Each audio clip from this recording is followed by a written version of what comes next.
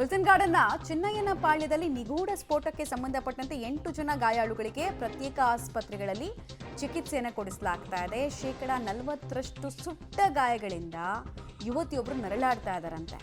ಸ್ಫೋಟದ ತೀವ್ರತೆಗೆ ಅವಶೇಷಗಳು ಮೈ ಮೇಲೆ ಬಿದ್ದು ಇನ್ನು ಕೆಲವರಿಗೆ ತಲೆ ಗಾಯ ಆಗಿದೆ.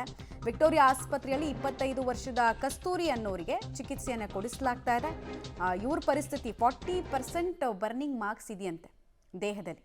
ನಾನಾಗಲೇ ಹೇಳ್ತಾ ಇದ್ದಾನೆ, 40% ಎಲ್ಲ ಬರ್ನಿಂಗ್ ಮಾರ್ಕ್ಸ್ ಇದ್ಬಿಟ್ರೆ ಉಳಿಸ್ಕೊಳ್ಳೋದು ವಿಪರೀತ ಕಷ್ಟ, ಸವಾಲು ಅದು. ನೋಡೋಣ ವೈದ್ಯಾಧಿಕಾರಿಗಳು ಯಾವ ರೀತಿ ಅಲ್ಲಿ ಚಿಕಿತ್ಸೆಯನ್ನು ಕೊಡ್ತಾ ಇದ್ದಾರೆ ಅಂತ ಡೀಟೇಲ್ಸ್ ಕೊಡ್ತಾರೆ. ಪ್ರಕಾಶ್, ಸ್ಫೋಟಕ್ಕೆ ಸಂಬಂಧಪಟ್ಟಂತೆ ಗಾಯಾಳುಗಳ ಸ್ಥಿತಿಯಲ್ಲಿ ಕಸ್ತೂರಿ ಅನ್ನೋರ ಬಗ್ಗೆ ಮಾಹಿತಿ ಕೊಡ್ತಾ ಇದ್ರಿ. ಅವ್ರ ಪರಿಸ್ಥಿತಿ ಏನಿದೆ, ಸರ್ವೈವಲ್ ಚಾನ್ಸಸ್ ಬಗ್ಗೆ ಏನು ಹೇಳ್ತಾರೆ ವೈದ್ಯರು, ಉಳಿದವ್ರದ್ದು ಕಂಡೀಷನ್ ಕೂಡ ಹೇಗಿದೆ ಅಂತ? ಉಳಿದವ್ರಿಗೆ ಒಂದಿಷ್ಟು 3-4 ಜನರಿಗೆ ಸಣ್ಣ ಪುಟ್ಟ ಗಾಯಗಳಾಗಿದ್ದಾವೆ. ಇನ್ನುಳಿದಂಥವ್ರಿಗೆ ದೊಡ್ಡ ಪ್ರಮಾಣದಲ್ಲಿ ಅಂದರೆ ಗಂಭೀರವಾಗಿ ಗಾಯಗೊಂಡಿದ್ದಾರೆ. ಆ ಗೋಡೆಗಳು ಅವ್ರ ಮೇಲೆ ಬಿದ್ದಂಥ ಸಂದರ್ಭದಲ್ಲಿ ಒಂದಿಷ್ಟು ರಕ್ತಸ್ರಾವ ಹೆಚ್ಚಾಗಿದೆ, ಇನ್ನು ಕೆಲವರಿಗೆ ದೇಹ ಸುಟ್ಟಿದೆ.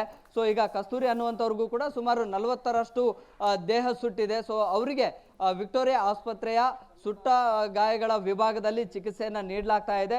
ಅದರ ಜೊತೆಗೆ ಬೇರೆ ಬೇರೆ ಖಾಸಗಿ ಹಾಸ್ಪಿಟಲ್ಗಳಿಗೂ ಕೂಡ ಶಿಫ್ಟನ್ನು ಮಾಡಿ ಅಲ್ಲಿ ಚಿಕಿತ್ಸೆಯನ್ನು ನೀಡಲಾಗ್ತಾ ಇದೆ. ಅಸಲಿಗೆ ಈ ಒಂದು ತೀವ್ರತೆಯ ಸದ್ದು ಹೆಚ್ಚಾಗಿತ್ತು, ಆದರೆ ಸಿಲಿಂಡರ್ ಸ್ಫೋಟದಿಂದನೇ ಬೆಂಕಿ ಹತ್ಕೊಂಡು ಅವ್ರ ದೇಹ ಸುಟ್ಟಿದೆಯಾ ಅಥವಾ ಬೇರೆ ಏನಾದರೂ ವಸ್ತು ಸ್ಫೋಟ ಆಗಿ ಈ ರೀತಿ ದೇಹ ಸುಟ್ಟಿದೆಯಾ ಅನ್ನೋಂಥದ್ರ ಬಗ್ಗೆ ಕೂಡ ಈಗ ಪೊಲೀಸರು ಪರಿಶೀಲನೆಯನ್ನು ನಡೆಸ್ತಾ ಇದ್ದಾರೆ.